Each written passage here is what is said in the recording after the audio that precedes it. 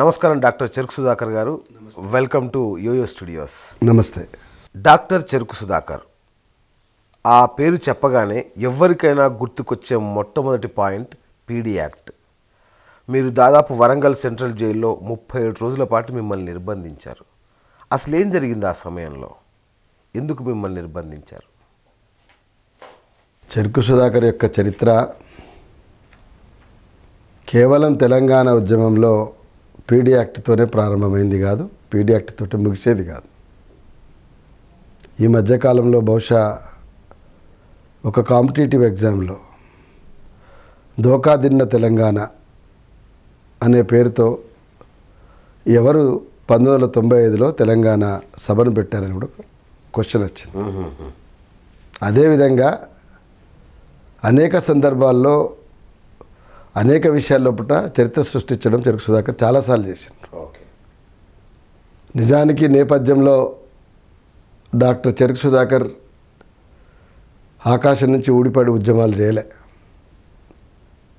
మా నాయన చెరుకు ఉషా గౌడ్ నల్లగొండ జిల్లాలో ఆయన చిన్ననాటనే రామన్నపేటలో ఆయన స్టూడెంట్ యూనియన్ ఆనాడున్నటువంటి స్టూడెంట్ ఫెడరేషన్ అధ్యక్షుడిగా ఉండి ఎన్నికల్లో గెలిచి కమ్యూనిస్టు పార్టీ ఫుల్ టైమర్గా ఉండి వందలాది మంది రైతాంగ కార్యకర్తల్ని ఏకం చేయడంతో పాటు పేదలకు ఆనాడున్నటువంటి అక్షరాస్యత లేని రోజుల్లో చాలాను రాయడానికి బ్యాంకులకు వెళ్ళి ఉచితంగా వాళ్ళకి సర్వీస్ చేస్తూ ఆయన జీవితాన్ని గడిపాడు. ఆయన ఒక గొప్ప రచయిత కూడా. ఆయన ఇచ్చినటువంటి శిక్షణ, ఆయన ఇచ్చినటువంటి ఇన్స్పిరేషన్ నన్ను తొలినాళ్ళ లోపలనే ఖచ్చితంగా ప్రజల కోసం ఆలోచించడం, పనిచేయడం జీవిత చర్యగా ఉండాలని చెప్పి మా పురికొల్పింది. దాని భాగంగా నేను కొనసాగిన. కమ్యూనిస్టు పార్టీ ఉద్యమ నేపథ్యం నుంచి వచ్చి అనేక కష్టాలు పడి ఉద్యమంలో ఉండి 2001లో తెలంగాణ రాష్ట్ర సమితి ప్రారంభమైన తర్వాత ప్రజలు బయట చెప్పుకున్నటువంటి మెయిన్ స్ట్రీమ్ పాలిటిక్స్కు ఎంటర్ కావడం ఏదిందో అది నేను 2003 ఆగస్టు 30వ తేదీన నా పుట్టినరోజు రోజే యాదృచ్ఛికంగా కేసీఆర్ గారు హాలియా నుంచి ప్రారంభించినటువంటి కోదాడ నుంచి ప్రారంభించినటువంటి పాదయాత్ర హాలియాకు చేరిన సందర్భంగా అక్కడ నేను ఆ పార్టీలో చేరిన తర్వాత తెలంగాణ రాష్ట్ర సమితిలో పనిచేస్తూ తెలంగాణ మహాసభ నుంచి వచ్చి తెలంగాణ రాష్ట్ర సమితిలో పనిచేస్తూ పొలిట్ బ్యూరో సభ్యుడిగా పనిచేసిన అనేక కీలక సమయాల లోపల ఆ పార్టీని స్టాండ్ చేయడం కోసం ఏ ప్రయత్నం చేయాలో అన్ని శక్తియుక్తులు ఒడ్డి పనిచేసినాం. అది పనిచేస్తున్న క్రమం లోపలనే కాలం కలిసి వస్తే నడిచొచ్చే కొడుకు అన్నట్టుగా తెలంగాణ ఉద్యమానికి అనేక అంశాలు కలిసి వచ్చినాయి. ఒక దశలో ఎన్నికలకు పోయినప్పుడు సింగిల్ డిజిట్కి పరిమితమైంది తెలంగాణ రాష్ట్రం. ఒక చేదు అనుభవాన్ని ప్రజల ముందు మిగిల్చినప్పుడు అనేక మంది ఎత్తిపోసి ఈయన ఎత్తుగడలన్నీ రివర్స్ అయినాయి అన్నారు. ఆనాడు కేసీఆర్ని ఏం పర్వాలేదు, తెలంగాణ ప్రజలు ఎక్కడైతే పోగొట్టుకుంటారో అక్కడనే ఏరుకుంటారు, ఖచ్చితంగా మనని అక్కడనే చేర్చుకుంటారు, మీరేమి బాధపడవలసిన అవసరం లేదని చెప్పి ధైర్యం చెప్పి నల్లమల్లారెడ్డి గారి ఇంజనీరింగ్ కాలేజీలో కూర్చున్నాం. ఇవాళ కూర్చున్న రోజు సుధాకర్ అన్న ఎవ్వరు ఈ బాధ్యత తీసుకుంటామని నేను స్వచ్ఛందంగా అప్పచెప్తా, ఎందుకంటే నైతికంగా నాకు కూడా బాధ అనిపిస్తుంది ఈ నష్టానికి అన్న.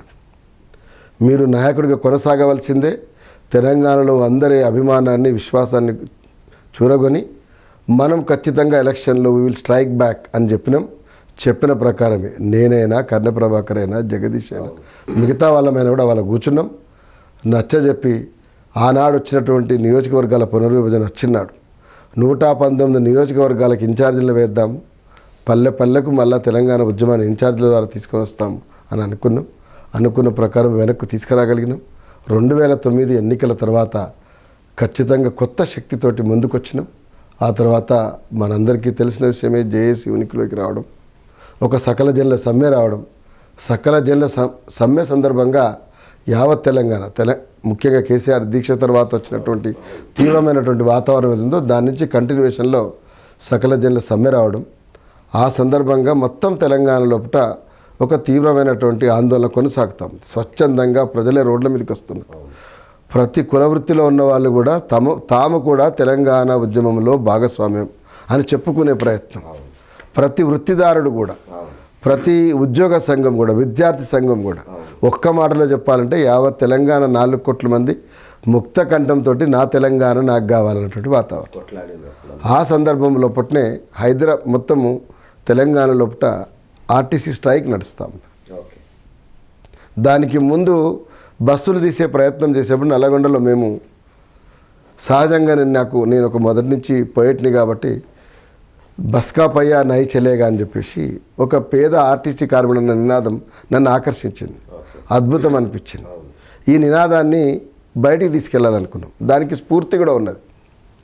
సమ్మె జరుగుతూ ఉన్నప్పుడు ఎప్పుడైనా కానీ నిర్బంధం వచ్చినప్పుడు ఈ సమ్మెను ఆపే శక్తి నీకెక్కడుంది, ఈ చక్రం తిప్పేటువంటి కార్మికుడు ఎవరైతుండ్రో ఆయనని కాదని నువ్వు చక్రం తిప్పలేవు అని చెప్పేది ఉంటుంది. అది ఎందుకు అంటే ఆ బస్కా పయ్యా నై చలేగా అనే దానికి స్ఫూర్తి కూడా వెనక ఉన్నది. మీరు సింగరేణిలో ఒకసారి తీవ్రమైన నిర్బంధం జరుగుతున్నప్పుడు సికాసా కానీ మిగతా సంఘాలు కానీ ఒక మాట అన్నారు, తుపాకులతోటి బొగ్గుగాళ్ళు దూడలేరు అన్నారు. మేము కూడా గాంధీ మెడికల్ కాలేజీలో డాక్టర్ల ఉద్యమం నడిచేనాడు దగ్గుపాటి వెంకటేశ్వరరావు హెల్త్ మినిస్టర్ ఉన్నాడు. తుపాకులతోటి రోగులని పరీక్షించడం సాధ్యం కాదు అన్నాం. ఎందుకంటే ఆయన మా మీద నిర్బంధాన్ని తెచ్చిండ్రు. దాని కంటిన్యూవేషన్లో ఇవాళ ఎప్పుడైతే ఆర్టీసీ సమ్మె వచ్చిందో బస్కా పయ్యా నై చలేగా, ఏ జోర్ జులుం నై చలేగా అని చెప్పేసి అన్నప్పుడు కౌంటర్గా గవర్నమెంట్ ఏం చేసిందంటే ఒక ఎత్తుగడ ప్రకారం సీమాంధ్ర నుంచి బస్సులను తీసుకొని వచ్చేసి మోహరించి విజయవాడ నుంచి అవి ప్రయాణం మొదలుపెట్టినాయి. ఒక్కసారి తెలంగాణ రోడ్డు మీద ఆర్టీసీ బస్సు తిరగడం అంటేనే తెలంగాణ ఆత్మగౌరవానికి భంగం అనేటువంటి ఆలోచనలో వాళ్ళు మొత్తం తెలంగాణ వాదులు ఉన్నారు. ఆ రోజు ఏ ఇన్సిడెంట్ జరిగిన రోజు నిజానికి రాత్రి బయలుదేరినటువంటి అప్పటికే చాలా రోజుల నుంచి రాత్రిపూట సైలెంట్గా హైదరాబాద్ వెళ్తున్న బస్సులు బయటికి తెలిసిపోయింది కాబట్టి మేమందరం కూడా ఇవి ఎట్లా వెళ్తున్నాయని చెప్పేసి ఆపే ప్రయత్నం చేద్దామని అనుకున్నాం. విజయవాడ నుంచి బయలుదేరిన బస్సులు కోదాడకు వచ్చిన తర్వాత కోదాడలో పాపం పోలీసులు చెప్పిన వాళ్ళకి మీరు పోవడం వల్ల శాంతి భద్రత భంగం కలుగుతుంది, వాళ్ళ యొక్క మనోభావాన్ని దెబ్బతీసినట్లు అవుద్దని చెప్పారు. అహంకారం తలకెక్కించుకున్నటువంటి సీమాంధ్ర ప్రైవేట్ బస్సులు అవన్నీ ప్రైవేట్ బస్సులన్నీ కూడా మేము పాకిస్తాన్ పోతున్నామా మీరేంది పర్మిషన్ ఇచ్చేదంటే సరే వెళ్ళండి వదిలేశారు, మీ కర్మ మీకని వదిలేశారు. మేము యావత్ తెలంగాణ తరపున మా శక్తిని చూపెట్టదలుచుకున్నాం, ఎట్టి పరిస్థితుల్లో కూడా ఖచ్చితంగా ఆపుతామని అన్నప్పుడు వెంటనే అన్నీ కూడా మీడియాకి వెళ్ళిపోయింది. తిప్పర్తి రోడ్ నుంచి వస్తున్నటువంటి ఒక ట్రాక్టర్లో పోతున్నటువంటి కంకర్రాలకు సంబంధించిన ఒక ట్రాక్టర్ పోతాము, ఇంతలోనే దాని గేర్ ఫెయిల్ అయిందో ఏదో కారణం చేత మొత్తం మీద మా వెనక ఆగిపోయింది. అప్పటికే కోపోద్రిక్తులు ఉన్నటువంటి ప్రజలు అంది వచ్చిన అవకాశం అనుకున్నారు. మొత్తం కంకర లోడ్ అంతా కూడా 5 నిమిషాలు అన్లోడ్ అయిపోయింది. ఎవరికి తెలియదు అసలు, మా ముందు మాకు కూడా తెలియదు నిజానికి. ఇమ్మీడియట్గా ఎప్పుడైతే రోడ్ అక్కడి నుంచి బస్సులు వస్తున్నాయో, బస్సులు వస్తున్న క్రమం ఒక యుద్ధం చేయడానికి దాడి చేయడానికి వస్తున్నట్టుగానే కనపడతాం. ఎక్కడికక్కడి పోలీసులు మమ్మల్ని మొత్తం నిలబెట్టేసి గట్టి పట్టుకున్నారు. ఒక్కసారిగా కట్టలు తెంచుకున్నటువంటి ఆగ్రహం వాళ్ళ బస్సుల మీద ఉద్యమకాలు ప్రదర్శించారు. బహుశా భారతదేశ చరిత్రలోపటినే ఒక మూకుమ్మడిగా ప్రజల యొక్క పార్టిసిపేషన్తో అట్లాంటి దాడి ఎక్కడ జరగకపోయాడు. ఆందోళనకారులు అంటే కొంతమంది సంఘ వ్యతిరేక శక్తిలో ఎక్కువ ఆవేశంలో ఒకరిద్దరు వేరు, మొత్తం రకరకాల ప్రజలే రోడ్ల మీదకి వచ్చి ఆ రకంగా తిరగబడ్డటువంటి ప్రయత్నం చేసిండ్రు. అది నిజానికి ఏం జరిగిందంటే మీడియా మొత్తం కూడా ప్రజెంట్ ఉండడం వల్ల, క్లోజ్డ్ కెమెరాస్తో చూపెట్టడం వల్ల అది ఆ నడునటువంటి పాలకులకు ఢిల్లీ దాకా కూడా వెళ్ళిపోయింది. మీకు ఈ సందర్భంగా చెప్పాలి, నన్ను పట్టుకొని అరెస్ట్ చేసిన క్షణానికి పోలీసుల నుంచి నేను కస్టడీలో ఉండంగానే మిత్రులు ఇక్కడ ఉన్నటువంటి జగదీష్ గారు మిగతా వాళ్ళు కానీ ఫోన్లో అన్నా కంగ్రాట్స్ అని చెప్పి డిజిటల్ సౌండ్ మాత్రమే వినవస్తూ ఉంది అన్న, లైట్ ఎఫెక్ట్ రాలేదు ఇంకా అన్నాడు కేసీఆర్ అని చెప్పింది. ఓకే, అంటే ఏమిటి, కేవలము పగలగొడుతున్నాడు శబ్దం మాత్రమే వస్తున్నది, తగలబెడుతున్నది రావడం లేదు కదా, లైట్ ఎఫెక్ట్ అని అన్నారు. అంటే నేను ఇవాళ వాళ్ళని ఏదో ముద్దాయిలు చేయడం కోసం చెప్పడం లేదు, సహజంగానే ఉద్యమ నాయకుడికి ఆ లెవెల్ ఎఫెక్ట్ పడితే ఢిల్లీ ఇంకా బాగుంటుంది ఉండవచ్చు. కానీ వైరుధ్యాన్ని ఎందుకు చెప్తున్నంటే, మరి డిజిటల్ సౌండ్ నుంచి లైట్ ఎఫెక్ట్ పోయేటప్పుడు దాన్ని కాపాడుకోవడం కూడా మన బాధ్యతనే కదా, ఓన్ చేసుకోవడం కూడా మన బాధ్యతనే కదా. నిజానికి ఆ రోజు నా బిడ్డ పెళ్లి పత్రికలు తీసుకొని పోతున్నాను మిత్రుడి దగ్గరికి, బ్రహ్మచారి నా మిత్రుడు, ఆ దగ్గరికి వెళ్దామని చెప్పేసి వెళ్తున్న క్రమంలో పడిన ఈ ఫోన్లో వార్త వచ్చింది, నేను రోడ్డు మీదకి రావడం అయిపోయింది, ఇన్సిడెంట్ అయిపోయింది. నా చేతిలో నా బండి నిండా ఇంకా పెళ్లి పత్రికలే ఉన్నాయి. Biryani pot, a traditional Hyderabadi food chain in America, committed to bring a variety of Indian dishes, specialized in authentic Hyderabadi dum biryani. Carefully chosen ingredients, distinct taste and aroma. 100+ fresh and mouth-watering dishes. From dum biryani to breads, sizzlers to curries, you will definitely experience a unique taste. Biryani Pot, traditional Hyderabadi food house, Texas, New Jersey, California, Georgia, and in Colorado, Virginia, coming soon. This is Sridhar Kanchanakutla. We started the Biryani Pot ago like 4 years ago, and now we expanded into 13 locations. And we have like 5 locations in Texas area. There are 2 locations in Dallas, one in Houston, Austin, San Antonio, and in the eastern part, and as well as the Bay Area. And we are very much specialized in biryanis and Hyderabad Deccanese food. And our crowd speaks for it, and we are very specialized in one of the most tastable Indo-Chinese items. You can always log into our website www.biryanipot.usa.com. వెళ్ళిపోయిన తర్వాత arrest చేసినారు. దాని తర్వాత మమ్మల్ని ఇమీడియట్గా జైల్లో పెట్టడం జరిగింది. నల్గొండ జైల్లో ఉన్నాం మేము. సరిగ్గా నా బిడ్డ పెళ్ళికి ఒక్కరోజు ముందు మాత్రమే వాళ్ళు పంపారు. పెళ్ళి అయిపోయింది. పెళ్ళి అయిపోయిన తర్వాత మళ్ళీ 10 రోజుల తర్వాత నవంబర్ 3వ తారీఖు నాడు అర్ధరాత్రి పోలీసులు ఇంటి మీద దాడి చేసేసి మీ మీద పీడీ యాక్ట్ పెడుతున్నాము. అప్పటికి మేము 29 రోజులు జైల్లో ఉన్నాం. అప్పటికి 29 మీ 37 రోజులుగా అంతమందికి 29 రోజులు జైల్లో ఉన్నాం. దానికి ముందు సరిగ్గా ఇంకొక సంవత్సరం క్రితం కూడా మళ్ళీ ఒక 29 రోజులు ఉన్నాం. లిటరల్లీ స్పీకింగ్ 2009-2010 మధ్య ఉన్న కొత్త సంవత్సరంలో మేము జైల్లోనే ఉన్నాం. ప్రతి సంవత్సరము నవంబరు డిసెంబర్ లోపల ఏదో ఒక కారణం చేత ఉద్యమం లోపల అరెస్ట్ కావడం, ఓ నెల రోజులు 20-25 రోజులు ఉండడం, బయటికి రావడం ఒక 3 ఏళ్ళుగా జరుగుతూనే ఉంది. నవంబర్ 1వ తేదీన తెలంగాణ విద్రోహ దినాన్ని పెద్ద ఎత్తున చేసినాం. నాతో పాటు నా బిడ్డ పెళ్ళి రోజు నేను వచ్చినా కానీ మిగతా వాళ్ళు రానటువంటి మిత్రులు నవంబర్ 2వ తారీఖు నాడు వాళ్ళు రిలీజ్ అయినరు. రిలీజ్ అయినప్పుడు ర్యాలీ తీసినాం. ర్యాలీ తీసిన తర్వాత పోలీసులు ఇమ్మీడియట్గా చెరుకు సుధాకర్ ఉన్నంతసేపు ఇదే కథ నడుస్తూ ఉంటుంది. ఆయన నిన్నగాక మొన్న జైల్లో పెట్టినాము. మళ్ళీ బయటికి రాగానే బయట వాళ్ళతో మళ్ళీ ర్యాలీ తీసి అలజడి చేసిండు. ఆయన లోపల ఉన్న రోజులు ప్రశాంతంగా ఉంది అనేటువంటి ఒక సీరియస్ దాన్ని చర్చ చేసేసుకొని ఇమీడియట్గా పెళ్ళి అయిపోయింది కదా, ఇంకా మనం ఆగాల్సిన అవసరం అనుకున్నారు. స్పష్టమైన కిరణ్ కుమార్ రెడ్డి ఆనాడు ముందల ఉండి ప్రోత్సహించడం ద్వారా ఎట్టి పరిస్థితుల్లో కూడా మనం కరబు చేయాల్సిందని అనుకున్నారు. ఆ రాత్రి దౌర్జన్యంగా నా కుటుంబం మీద దాడి అనేక రకాలుగా చేసి తీసుకొని వెళ్ళిపోయినారు. వెళ్ళిపోయిన తర్వాత జిల్లా బార్డర్ దాటిన తర్వాత, సార్ మీ పేరు మీద మేము పీడీ యాక్ట్ అనే పేరు మీద చేసినాము, ఇది ఈ రకమైన కేసు అని ఒక మాట చెప్పి తీసుకొని వెళ్ళిండ్రు. వరంగల్ జైల్లో ఉంచిండ్రు. సరే ఇవన్నీ జరిగినాయి. ఇదంతా జరిగిన తర్వాత సరే మీ అందరూ తెలుసా 37 రోజుల్లో తెలంగాణలో అనేకమైనటువంటి పరిణామాలు జరిగినాయి. ఒక దశలో స్వామిగౌడ్ మీద జరిగినటువంటి దాడిని ఎట్లయితే కేసీఆర్ స్పందించిండో, ఎందుకు చెరుకు సుధాకర్ విషయంలో స్పందించాలని చెప్పి వరవరరావు లాంటి వాళ్ళు అనడం జరిగింది. కళాకారులు, నేను సహజంగానే తెలుగు నేల మీద ఉన్నటువంటి చాలా పరిచయమైన కవిని కనుక కవులు కళాకారులు అది వేరే మీటింగ్ పెట్టడం జరిగింది. ఇట్లా అనేక మంది రోడ్ల మీదకి వచ్చిన తర్వాత తెలంగాణ రాష్ట్రంతో అనివార్యంగా ఒక నిర్ణయం తీసుకొని పెద్ద ఎత్తున పిలుపునిచ్చింది. వేలాది మంది ప్రజలు రోడ్ల మీదకి వచ్చిండ్రు.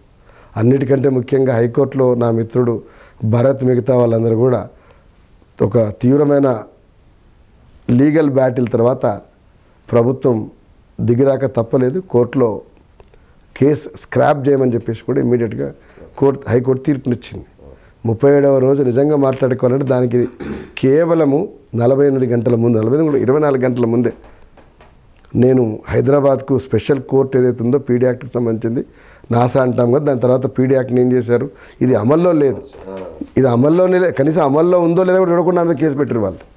అవును, పీడీ యాక్ట్ అమల్లో లేదని తేలితే అప్పుడు దాన్ని నేషనల్ సెక్యూరిటీ యాక్ట్ కింద పెట్టేసేసి అర్ధరాత్రి 10 రోజుల తర్వాత మళ్ళీ వచ్చి సంతకాలు పెట్టించుకొని నాసా కింద చేసుకున్నారు.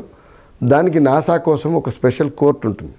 దానికి 7గురు 5గురు ఉంటారు. వాళ్ళందరూ వచ్చారు, విన్న తర్వాత శిక్షాకాలాన్ని తగ్గించడమో లేకపోతే ఇంకేదో చేయడం కాకుండా చెరుకు సుధాకర్కు ఏడాది ఉండవలసిందే కరడుగట్టిన నిరసన అనేక ఆరోపణలతోటి వాళ్ళందరూ కూడా తీర్పునివ్వడం జరిగింది.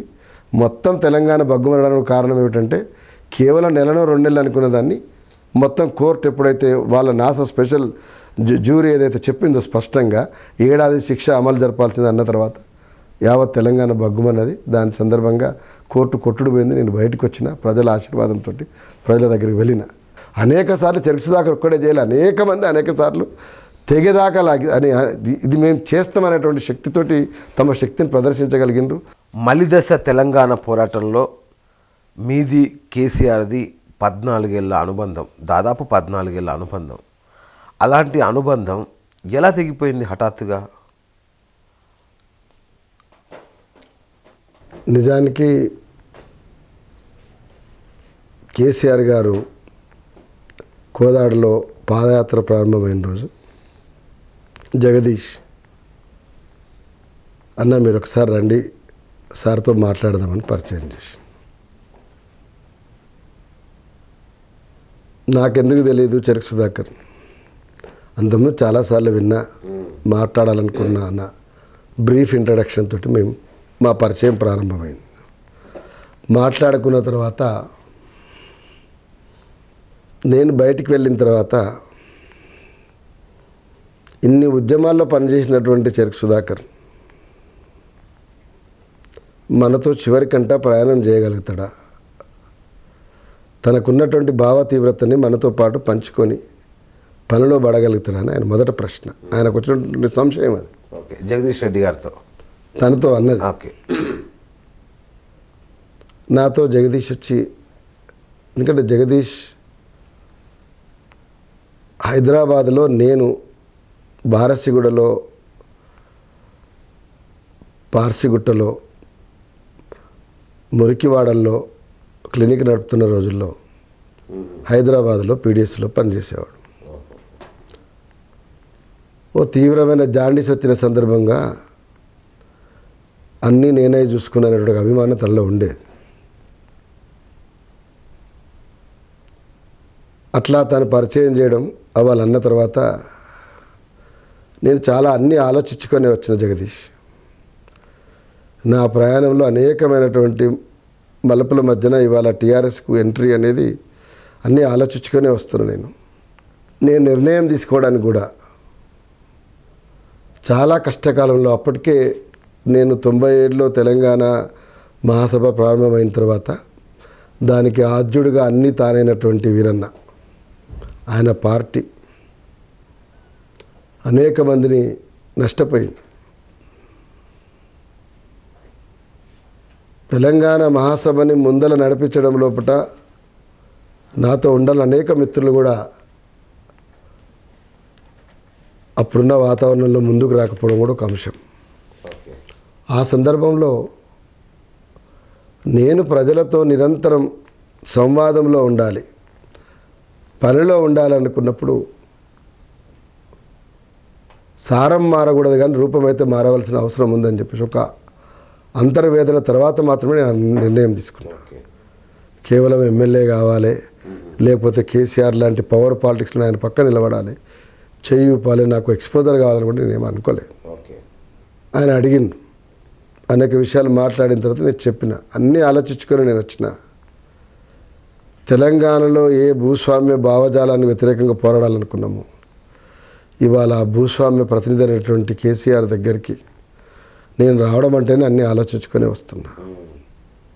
అప్పటికే కేసీఆర్ పెట్టినటువంటి పార్టీ మీద ఇది దొరల తెలంగాణ కోసం దారి తీస్తుందని చెప్పేసి ప్రచారము జరుగుతూ ఉంది, దాడి జరుగుతూ ఉంది. భౌగోళిక తెలంగాణ అంటే భౌగోళిక తెలంగాణలో మరి అట్టడి వర్గాల ఆకాంక్షలు ఏమవుతున్న చర్చ కూడా నడుస్తాం.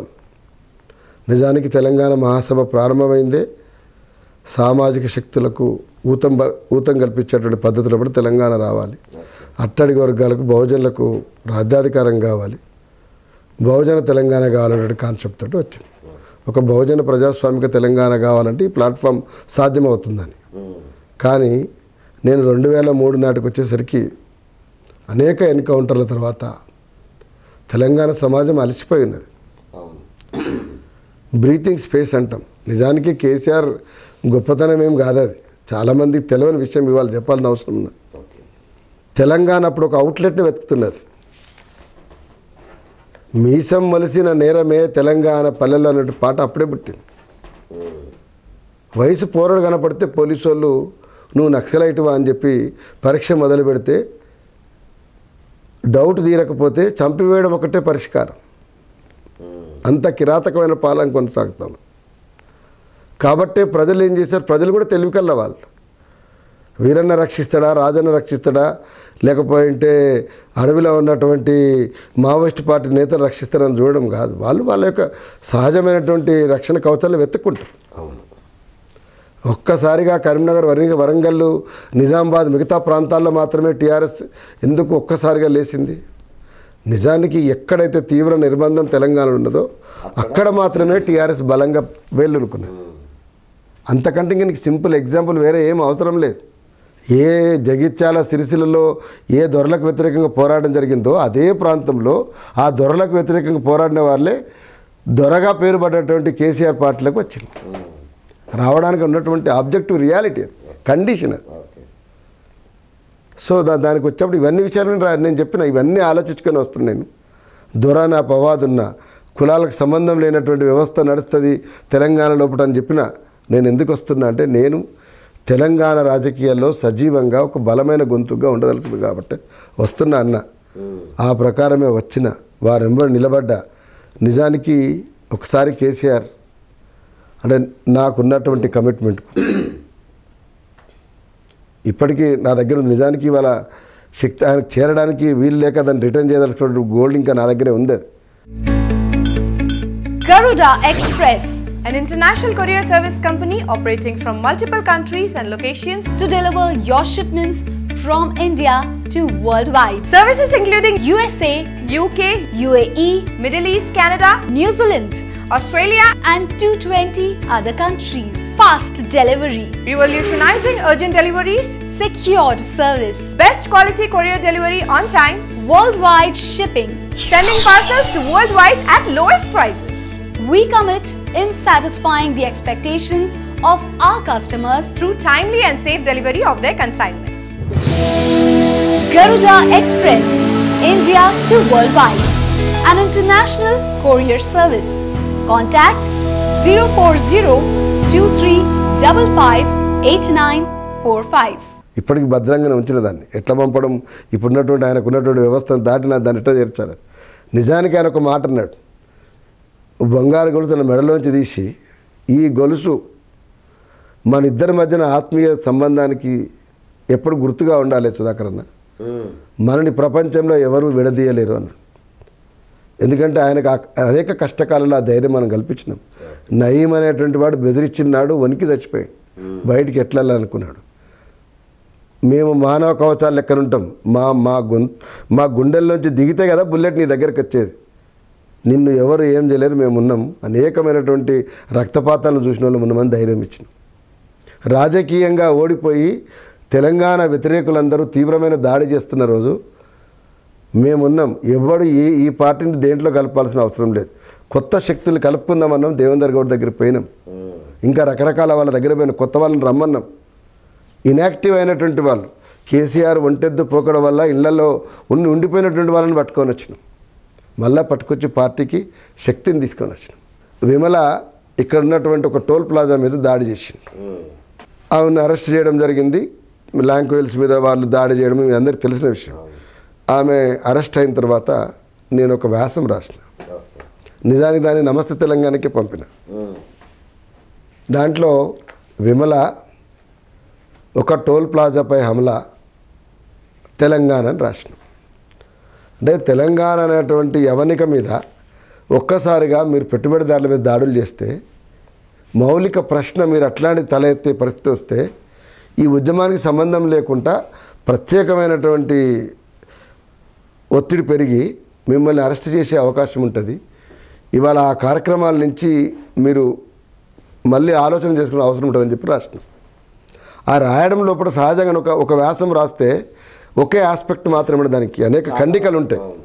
దాంట్లో ప్రధానమైనది ఏమిటంటే విమల యొక్క కంట్రిబ్యూషన్ మొదటి పార్ట్, ఆమె తెలంగాణ ఉద్యమాన్ని చేసిన కంట్రిబ్యూషను, కొన్ని వైరుధ్యాలు ఇవన్నీ కూడా దృష్టిలో పెట్టుకుని ఒకటి రాసినప్పుడు నమస్తే తెలంగాణ అప్పటికే విమల ఆర్టికల్ వేస్తే ఏం భయం లేదని అల్లం నారాయణ అన్నది వేయడం సాధ్యం కాదని.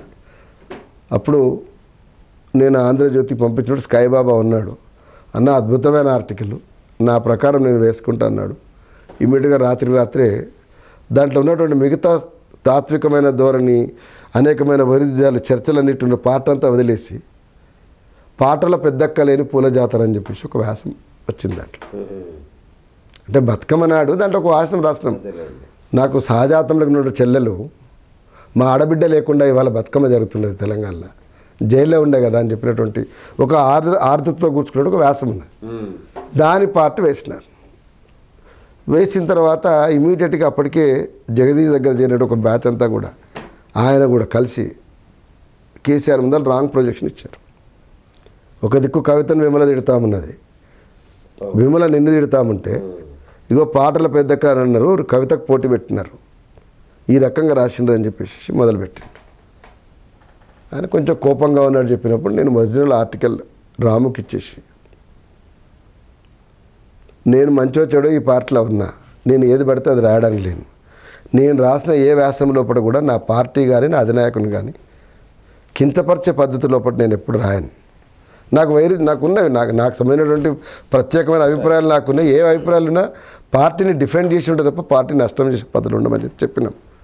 కానీ ఆనాటికే అప్పటికే ఒక అహం నెత్తికెక్కింది వాళ్ళకి. ఏంటంటే ఇంకా వన్ సైడ్ అద్భుతంగా పార్టీ పోతుంది, రేపు ఏ సమయం లోపల కూడా తెలంగాణ లోపల ఎన్నికలు వస్తే అప్పటికి నిజానికి తెలంగాణ ప్రకటించాలి. నిజానికి కేసీఆర్ స్ట్రాటజీలో తెలంగాణ రావడం కంటే తెలంగాణ రాకుండా 2009 ఎన్నికలు, 2014 ఎన్నికలు వన్ సైడ్ లోపల తెలంగాణ ఇవ్వడం లేదు కాబట్టి 100 సీట్స్ మాకు ఇవ్వండి, తెలంగాణ మేమే తెస్తాం, మొత్తం సీట్లు మాకు ఇవ్వండి, సెంటర్ లోపల కూడా మనకు క్యాబినెట్ సంకీర్ణ గవర్నమెంట్ వస్తుంది, అట్లా మనం తెలంగాణ తెచ్చుకోగలుగుతామని వాళ్ళు కలగన్నారు, ప్రచారం చేసింది, మీ అందరికీ తెలుసా. కానీ ఎవరు ఊహించలే ఏమిటంటే సోనియా గాంధీ సడన్గా తెలంగాణ ఇస్తుందని కానీ ఇట్లా నరేంద్ర మోడీ ప్రభుత్వం ఏకోన్ముఖంగా వస్తుందని కానీ మనం ఊహించలే. సో జరిగే నాటికి వారి ఇంట్రెస్ట్ అది. సో దాంట్లో భాగంగా ఏమిటంటే వాళ్ళు నడుస్తున్న నడక పద్ధతి ఏదో చాలా అహంకారపూర్తికి పోతా ఉంది. అయినప్పటికీ నేను ఒప్పుకోబట్టి నేను పీడీ యాక్ట్లో అరెస్ట్ అయిన తర్వాత వారి యొక్క పద్ధతి ఏదో దానికి కారణం అదే. ఆ దశలో నేను మందకృష్ణని నిజానికి నేను జైల్లో ఉన్నప్పుడు బయట ఏ ఉద్యమాలు జరుగుతాయి నేను ఎట్లా ప్రొజెక్ట్ చేయగలుగుతా, నేను ఎట్లా చెప్పగలుగుతా, అది ఎవరెట్లా రిసీవ్ చేసుకుని నాది ఎట్లా బాధ్యత ఉంటుంది. కానీ నాకు ఒక ఆక్రోషం ఉంది, ఇంత పెద్ద ఉద్యమం చేసి నేను జైల్లో పడితే నా పార్టీ రెస్పాండ్ కావాల్సిన పద్ధతి లోపల లేదు కదా అని చెప్పేసి అనుకున్నా.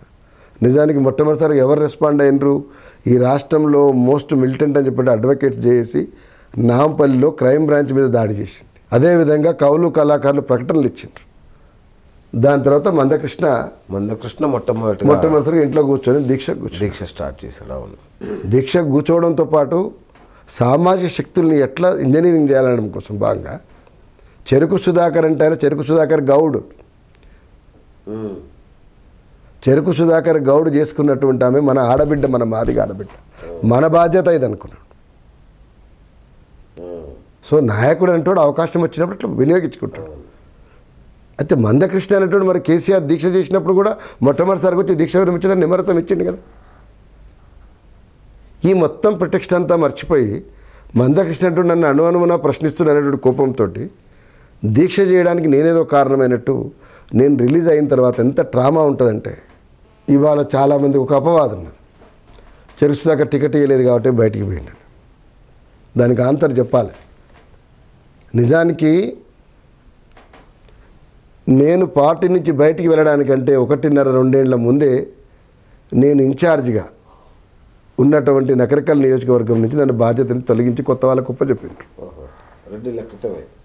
2 ఏళ్ల క్రితమే పల్లె బాటలో నేను కార్యక్రమాలు తీసుకొని కొన్ని గ్రామాలు కంప్లీట్ చేసుకొని పోతున్నప్పుడు ఏ విధమైనటువంటి కనీసమైనటువంటి చర్చకు కూడా అవకాశం ఇవ్వకుండా సింపుల్గా టీవీలో స్క్రోల్స్ పంపించేసిండ్రు కొత్త ఇన్ఛార్జిని ప్రకటిస్తున్నట్టుగా. దుఃఖపడ్డాం, కానీ అనుకున్నాం నా పని తెలంగాణ రాష్ట్రం అప్పుడు రాలే కదా, దానికి 2 నెలల క్రితం తెలంగాణ రాలే. ఇంత చేసి ఇవాళ కాన్స్టిట్యున్సీ ఇన్ఛార్జ్ కోసం నేను డిస్టర్బ్ కావాల్సిన అవసరం లేదనుకున్నాను. పనిలో పడ్డాం. ఆ 2 ఏళ్ల లోపలనే ప్రధానంగా నేను 24 గంటలు ఆయన బడి ఉన్నా, ఆయన బడి పనిలో ఉన్నా. ఎందుకంటే ఎక్కడ కూడా నెగటివ్ మెసేజ్ పోవద్దు కదా అనుకో. నేను ఎప్పుడు టెంప్ట్ కావాల్సి వచ్చిందంటే ఎప్పుడైతే దళితులకు సంబంధించి ముఖ్యమంత్రి విషయం లోపల, ఇప్పుడు అది చర్చ కాదండి, తెలంగాణ రాష్ట్రానికి అది ఇష్యూ కాదు. ఉద్యమ సమయంలో అనేక సందర్భాలు అనేక మాటలు అంటాం. అది దళితుడు ముఖ్యమంత్రి ఆనాడు రేపు ఉన్నటువంటి తెలంగాణ రాష్ట్ర సమితి సభ్యులు లెజిస్లేటివ్ పార్టీ ఏమి ఎన్నుకుంటే దాని ప్రకారం వద్దని ఒక మాట, పక్కా రాజకీయ పార్టీ అని చెప్పేసి ఒక మాట. ఇవన్నీ అన్న తర్వాత ఇది ఖచ్చితంగా అనేక సందర్భాల్లో ఎన్నికల సందర్భాల్లో కేసీఆర్ అంత ముందుకు పీపుల్కు అవైలబుల్ ఉన్న దగ్గర నుంచి మొదలు పెడితే అపరిచితుడిగా మారి, అంటే ఇవాళ అభియోగంలా కనపడుతుంది కానీ టికెట్లు, గందరగోళము, డబ్బులు ఇవన్నీ జరిగిన అనేక అవకతవకలు ఏవైతున్నాయో దానికంటే కూడా 10 రెట్లుగా ఈ పార్టీ రాంగ్ డైరెక్షన్లో పోతుంది అనే ఒక ఆలోచన వచ్చిన తర్వాత ఎప్పుడైతే భయపడుతున్నామో మా భయానికంటే కూడా 10 రెట్లు భయంకరంగా మొట్టమొదటిసారిగా కొండా సురేఖ తెలంగాణ రాష్ట్ర సమితి భవన్కి రావడం, ఇంటికి రావడం చూసిన తర్వాత ఒక్కసారిగా నా ఆలోచనలో కూడా మార్పు వచ్చేసి, ఏం జరుగుతామంది తెలంగాణ రాష్ట్రంలో, ఎక్కడికో పోతామంది, ఏం జరుగుతుంది ఈ పార్టీల చివరకు అంటే మేము ఎవరమైతే నాలాంటి వాళ్ళం కష్టపడ్డాము, మమ్మల్ని వదిలిపెట్టి ఇవాళ మీరు గాలం వేస్తున్న పద్ధతి ఎవరైతుందో రొటీన్ రాజకీయ నాయకులకు, ఇది భవిష్యత్తులో తెలంగాణ ఉద్యమకారులకు కానీ రాష్ట్ర సమితి సీనియర్ నాయకులకు కానీ అవకాశం ఇచ్చే పద్ధతి నాకు కనపడడం లేదు. నేను అంటూనే ఉన్నాను. ఇమీడియట్గా సాయంత్రానికి కొండా సురేఖ జైన్ కావడం, ఆమె భర్త జైన్ కావడం, మహేందర్ రెడ్డి లైన్గా తలసాని ఇవన్నీ పరిణామాలు జరుగుతున్నప్పుడు మనకు ఒక నిర్ణయానికి వచ్చినాం, ఇక ఈ పార్టీలో ఉండడం సాధ్యం కాదు. నిజానికి టికెట్ ఇవ్వడం అని అంటే పెద్ద ఇష్యూ కాదు, కానీ పని చేసిన వాళ్ళని వదిలిపెట్టేసి తెలంగాణ ద్రోహుల్ని, మా మీద దాడులు చేసిన వాళ్ళని, రాళ్లతో కొట్టినటువంటి వాళ్ళని తీసుకొని వచ్చిన తర్వాత ఏ తెలంగాణ ఉద్యమకారుడు ఆత్మగౌరవమైనా ఖచ్చితంగా తిరుగుబాటు దారిలోప్పుడు పోవాల్సిన కనీసమైనటువంటి పని. దాంట్లో భాగంగానే నిర్ణయం తీసుకున్నా, ప్రెస్ పెట్టినాం, స్పష్టంగా చెప్పినాం. నేను చెప్పే అటువంటి తిరుగుబాటుకు అనేకసార్లు నేపథ్యాలు ఉన్నాయి. ఎన్ఎం శ్రీనివాసరెడ్డి గారు కూడా మానసికంగా ఎప్పుడైతే కష్టం అనిపించిందో అదే పద్ధతిలో కూడా తెలంగాణ భవన్ లోపలనే ప్రెస్ పెట్టి చెప్పింది. మీరు గతంలో సిపిఎంఎల్ నుంచి కూడా ఒకసారి పోటీ చేశారు, తర్వాత టీఆర్ఎస్ నుంచి పోటీ చేశారు, ఆ తర్వాత మళ్ళీ ప్రయత్నించారు. ఇదంతా ఒక అంటే ఎన్నికల దాని చుట్టే మీ రాజకీయాలు తిరిగాయా లేదంటే ఏంటి? నేను 91లో హైదరాబాద్లో గాంధీ మెడికల్ కాలేజీలో నేను MD-SPM చేస్తున్నా. సోషల్ అండ్ ప్రివెంటివ్ మెడిసిన్ చేస్తున్నప్పుడు నన్ను ఆనాడున్నటువంటి మీరు అన్నటువంటి కమ్యూనిస్ట్ పార్టీలు, Marxist Leninist party group Biryani Pot, a traditional Hyderabadi food chain in America, committed to bring a variety of Indian dishes, specialized in authentic Hyderabadi dum biryani, carefully chosen ingredients, distinct taste and aroma. 100+ fresh and mouth-watering dishes. From dum biryani to breads, sizzlers to curries, you will definitely experience a unique taste. Biryani Pot, traditional Hyderabadi food house, Texas, New Jersey, California, Georgia, and in Colorado, Virginia, coming soon. This is Sridhar Kanchanakutla. We started the Biryani Pot ago like 4 years ago, and now we expanded into 13 locations. And we have like 5 locations in Texas area. There are 2 locations in Dallas, one in Houston, Austin, San Antonio, and in the eastern part, and as well as the Bay Area. And we are very much specialized in biryanis and Hyderabad Deccanese food. And our crowd speaks for it, and we are very specialized in one of the most tastable Indo-Chinese items. You can always log into our website www.biryanipot.usa.com. సామాజిక ఉద్యమాలు నడపడానికి ముందున్నాడు కాబట్టి ఒక డాక్టర్గా మంచి గౌరవం ఉంటుంది, బాగుంటుంది అని చెప్పేసి ముఖ్యంగా కమ్యూనిటీని కూడా దృష్టిలో పెట్టుకొని నల్గొండ జిల్లాలో నా సామాజిక వర్గానికి ఎక్కువ సంఖ్య ఉంది కనుక మంచి మెసేజ్ బుద్ధి మా పార్టీ కూడా అనుకున్నారు. ఒక ప్రజాస్వామిక అభ్యర్థిని నన్ను 91 నిలబెట్టారు. నిలబెట్టడంలో కూడా నా ప్రమేయం నిజానికి నేనేమి ఎన్నికల వాళ్ళు నేను అనుకున్నాను, నేను చదువుకుంటున్నాను నిజానికి. నేను అష్ట కష్టాలు ఉన్నాయి, ఎందుకంటే కులాంతర వివాహం చేసుకున్నా, నేను నిలదొక్కోవడమే కష్టం. అన్న మీరే రావాలని చెప్పేసి అన్నారు. మొదటి నుంచి కూడా ఒక సాఫ్ట్ కార్నర్ ఉన్నది కాబట్టి సరే అని ఒప్పుకొని నేను పోయినా. నేను అభ్యర్థిని కావాలని నేను కొట్టాడింది కూడా కాదు. ఓ బ్రహ్మాండమైన ప్రభావం చూపెట్టగలిగినాం, ప్రజల దగ్గర పోగలిగినాం. అవాళ ప్రజాస్వామ్య అభ్యర్థిగా నాకు 45,000 ఓట్లు వచ్చినాయి. 2004లో ఎన్నికలు వచ్చినప్పుడు నేను వచ్చిన తర్వాత కాంగ్రెస్తో టీఆర్ఎస్తో జరిగిన పొత్తులో ఇవ్వాల్సిన పంచుకున్న సీట్లు గాక సిపిఐ సిపిఎం తెలంగాణ వ్యతిరేకం గాక కనుక ఆ పొత్తు ఉండంగానే మనం కూడా టీఆర్ఎస్లకు ఒక బీఫామ్ ఇవ్వాలని చెప్పేసి ఒక విచిత్రమైన ప్రయత్నం చేశారు. మీ అందరికీ తెలుసా, అది విమర్శకు కూడా గురైంది. టీఆర్ఎస్ బదనాం కూడా అయింది ఆ విషయంలో. పుట నేను కూడా నిజానికి ఏ ఉత్సాహం అయితే నిలబడాలనుకున్నాము, ప్రజల నుంచి వచ్చినటువంటి భావం వ్యక్తీకరణ చూసిన తర్వాత ఇది కరెక్ట్ కాదేమని చెప్పేసి కూడా కమ్యూనికేట్ చేసిన. లేదన్నా ఆల్రెడీ ఒక డెసిషన్ తీసుకున్నాం, మీరు నిలబడాల్సిందే అన్నారు. నేను కారు గుర్తులో 2004 నిలబడ్డా. కానీ ప్రజలు ఆనాడు చంద్రబాబు నాయుడుకు సంబంధించినటువంటి కోపోద్రిక్తంగా ఉన్నారు కాబట్టి వన్ సైడ్ ఓటింగ్ చేసారు. అది వ్యక్తిగతమైన, నిజంగా మాట్లాడుకోవాలంటే వ్యక్తిత్వం అంటూ పనిచేసిన గౌరవం ఏమైనా ఉందంటే నాకు 2014లో వచ్చింది ఆ వ్యక్తిత్వానికి గౌరవం. కేసీఆర్ ప్రభుత్వం బాగానే పనిచేస్తుందనే భావన అంతటా ఉంది. నిజానికి వాళ్ళకి ఇచ్చిన సమయం కూడా తక్కువే. అంటే ఒక 6 దశాబ్దాల నిర్బంధం కావచ్చు, లేదంటే పరాయి పాలన కావచ్చు, దాన్ని మనం ఎలా అనుకున్నా, ఆ తర్వాత వచ్చిన ప్రభుత్వానికి మనం ఇచ్చిన సమయం తక్కువ కాదా? అప్పుడే ఆ ప్రభుత్వం మీద తిరుగుబాటు చేస్తూ ఒక ప్రతిపక్షం కావాల్సినంత అవసరం ఉందా? ఇంకొంత సమయం ఇవ్వలేమా కేసీఆర్కి?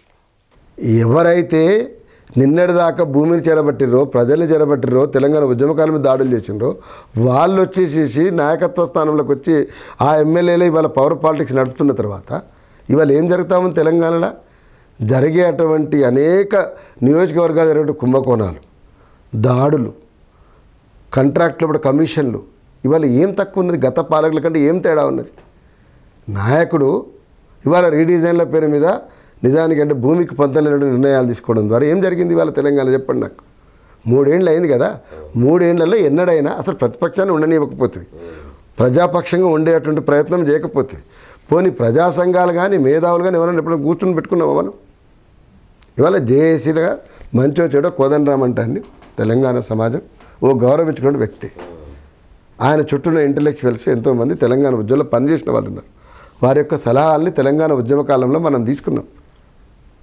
ఎన్నడైనా ఈ ప్రభుత్వము ఈ నిర్ణయాలప్పుడు మీ సహకారం అవసరం ఉందని చెప్పి ఒక గద్దర్నో, లేకపోతే కోదండరామ్నో, ఒక చెరుకు సుధాకర్నో, లేకపోతే చంద్రకుమార్నో, లేకపోతే చుక్కారామయ్యనో, అరగోపాల్నో, లేకపోతే అనేక మంది ఇవాళ తెలంగాణ రాష్ట్ర సమితిలో గుర్తింపు లేక, ఆత్మగౌరవం లేక ఉన్నటువంటి అనేక మంది యొక్క ఉమ్మడి ఫీలింగ్ ఇది. మనము జెండా కట్టినము, ఎవరు లేనాడు కేసీఆర్ని మోసినాము. ప్రజలు ఏం పార్టీది తలాతోక లేని పార్టీ అని నవ్వినాడు కూడా ఈ పార్టీని మోసినాము. ఇవాళ మేమెక్కడున్నాము, మమ్మల్ని కొట్టి తన్ని జైలుకు పంపించినటువంటి వాళ్ళు ఎక్కడున్నారు అనేటువంటిది ఒక ఆత్మశోధన ఇవాళ వేలాది మంది తెలంగాణ రాష్ట్ర సమితి కార్యకర్తలు ఉన్నారు. ఒక సమయం వచ్చింది, ఈ రాష్ట్రంలో ఇంకెవరు ముందలబడినప్పుడు మనమే ఒక ప్రత్యామ్నాయమైనటువంటి తెలంగాణ అస్తిత్వ ఆకాంక్షలు చాటి చెప్పేటువంటి ఒక ప్రాంతీయ పార్టీ బలంగా రావాలనుకున్నాం. ఆ పనిలో ఉన్నాం. ఎందుకున్నామంటే మేము మాత్రమే ప్రజలకు కనెక్ట్ కాగలుగుతాం. ఎందుకంటే తెలంగాణలో చెరుకు సుధాకర్ని పోల్చుకోగలుగుతారు, ఎన్ఎం శ్రీనివాసరెడ్డిని పోల్చుకోగలుగుతారు, భవిష్యత్తులో ఉద్యమకారులు అనేక మందిని పోల్చుకోగలుగుతారు. ఎందుకంటే బయటికి వాళ్ళ కనపడడం లేదు, కానీ ఒక స్థాయిలో తెలంగాణ ఉద్యమకారుల శక్తి ఒక్కసారి ప్రదర్శన జరిగిన తర్వాత వందలాది మంది టీఆర్ఎస్ ఉన్నటువంటి కార్యకర్తలు, జేఏసీలో పనిచేసినటువంటి వాళ్ళు ఒక్క ఉదుటిన వచ్చేటువంటి ఒక అవకాశం ఉంది కాబట్టి, స్పష్టమైనటువంటి ఆ కదలికల మీద మాకు అంచనా ఉంది కాబట్టి మేము ఇవాళ ఆ పనిలో ఉన్నాం. కోదండరామ్ గారు మీతోనే ఉన్నారా? తన వైపు నుంచి తన సహకారం ఎవరికైనా ప్రజల తరపున కొట్లాడే వాళ్ళకు, తెలంగాణ ప్రజల కోసము భవిష్యత్తు కోసం కొట్లాడే వాళ్ళ కోసం సహకారం అందజేస్తాను. ఆ పని మేము కనుక చాలా ఎఫిషియెంట్గా చేయగలిగితే తప్పకుండా వారు మా నుంచి దూరం కారనే అనుకుంటున్నాను. ఇటీవల మీరు తెలంగాణ స్ఫూర్తి యాత్ర అనే కార్యక్రమం చేపట్టి అన్ని జిల్లాల్లో తిరిగారు. ఏం గమనించారు తెలంగాణలో? తెలంగాణ స్ఫూర్తి యాత్ర కంటే ముందే తెలంగాణ ఉద్యమ వేదిక తెలంగాణ ఉద్యమకారుల వేదిక అని అన్నప్పుడు అది పరిమితం అవుతుంది. ఒక మరో ఉద్యమం అవసరం ఉంది కనుక దీన్ని తెలంగాణ ఉద్యమ వేదిక అందామని అనుకున్నాం, నిర్ణయించుకున్నాం. మే 6వ తారీఖు నాడు హైదరాబాద్లో ఇదే ప్లాటినం హోటల్లో అందరిని పిలిచినాం, మేధావులు అందరినీ ఉద్యమకారులను పిలిచినాం. ఒక్కసారి ఫ్లోట్ చేసిన తర్వాత తెలంగాణలో మొట్టమొదటి ఒక మెసేజ్ పోయింది. ఉద్యమకారుల గురించి మాట్లాడేటువంటి వాళ్ళు, ఉద్యమ ఆకాంక్షల్ని ప్రభుత్వం మీద గుర్తు చేసేటువంటి వాళ్ళ యొక్క వ్యవస్థ ఒకటి వచ్చిందనేది ఒక మంచి సందేశం పోయింది. దాని ప్రకారం మేము అందరం కూడా అన్ని జిల్లాల్లో తిరిగినాం. అప్పటికి మాతో పాటు గాదా ఎన్నయ్య గారు తెలంగాణ ఉద్యమంలో పనిచేసి మీ అందరికీ తెలుసు. ఇప్పుడు శ్రీనివాసరెడ్డి గారు ఉన్నారు. వారు కూడా ఎన్ఎం శ్రీనివాసరెడ్డి గారు కూడా బీజేపీలో ఉన్నప్పటికీ అప్పటికి కొంత అసంతృప్తిలో ఉండి తెలంగాణ ఉద్యమకాల చరిత్రను రికార్డు చేయాలని చెప్పి ఒక ఆలోచన ఉన్నప్పుడు బచావ తెలంగాణ పేరు మీద వాళ్ళు, ప్రజా తెలంగాణ పేరు మీద శ్రీశైలు, ప్రసాద్, ఇన్నయ్య, మేము ఉద్యమ వేదిక పేరు మీద నేను, పిట్టల మీద అందరం కూడా కలిసి తెలంగాణ ఉద్యమకారుల చరిత్రను రికార్డు చేయాల్సిన అవసరం ఉన్నది. అది చరిత్రలో పర్మనెంట్గా ఉండిపోవాలా, తెలంగాణ ఉద్యమకారులకు ప్రోత్సాహకాలు ఇవ్వడానికి అనేక రకాల ఇది చేయడానికి కూడా కొన్ని బెనిఫిషరీస్గా ఉండాలని చెప్పేసి కూడా ఒక ప్రయత్నం చేయడం కోసం మొత్తం తెలంగాణ తిరిగిన సుమారుగా 20,000 మంది ఉద్యమకారుల చరిత్ర రికార్డు చేసింది. ఇవి ప్రతిపక్షంలో ఉన్న, పాలక పార్టీగా ఉన్న, ఇవి తెలంగాణ అస్తిత్వ ఆకాంక్షను బలంగా చెప్పలేవని అనుకున్నాం. స్ఫూర్తి యాత్ర పోయినాం. సో అందుకోసం యావత్ తెలంగాణలో ఉన్నటువంటి మొత్తం తెలంగాణ ఉద్యమకారులకు, సామాజిక శక్తులకు, ప్రజా సంఘాలకు ఓపెన్గా నాయకత్వంతో సహా, నిర్మాణంతో సహా, మేనిఫెస్టోతో సహా, నడవాల్సిన క్రమంతో సహా ప్రతిదీ కూడా చర్చించి అకామిడేట్ చేసుకునే వాతావరణాన్ని ఉద్యమ వేదిక ఒక ప్లాట్ఫామ్ సిద్ధం చేస్తున్నారు. కేసీఆర్ చెబుతున్న బంగారు తెలంగాణకి మీరు కలలుగంటున్న తెలంగాణకి ఏమైనా తేడా ఉందా? మీరిచ్చే ఏమైనా స్పష్టమైన సందేశం ఉందా? మీ కలలుగని తెలంగాణ బంగారు తెలంగాణ అనడం లోపట్నే ఒక లోపభూయిష్టమైన లోహ సహితమైనటువంటి ఆలోచన. బంగారం అంటే మన కలలుగన్నటువంటి కళలు మంచివైతే బంగారు కళలు అని అంటాం. నిజానికి తెలంగాణ ప్రజలు బంగారు కళలు కన్నారు, బ్రతుకు కళలు కన్నారు. మా బ్రతుకుల్లో కనీసమైన మార్పు వస్తే చాలనుకున్నారు. నిరుద్యోగ యువకులు బంగారు కళలు కన్నారు. నిజంగా కేసీఆర్ చెప్పేటువంటిది ఆ ప్రజలు కన్నటువంటి కళలే అయి ఉంటే ఈ 2.5-3 ఏళ్లలో జరిగిన పాలన లోపల ఏ కళలు నిజం కావాలనో ఆ దిశ లోపల దారి ఉండాలి. నిజానికి 1,00,000-2 లక్షల ఉద్యోగాలు అన్నాం, ఇప్పటిదాకా మనం 10,000 ఉద్యోగాలు చూపెట్టలే.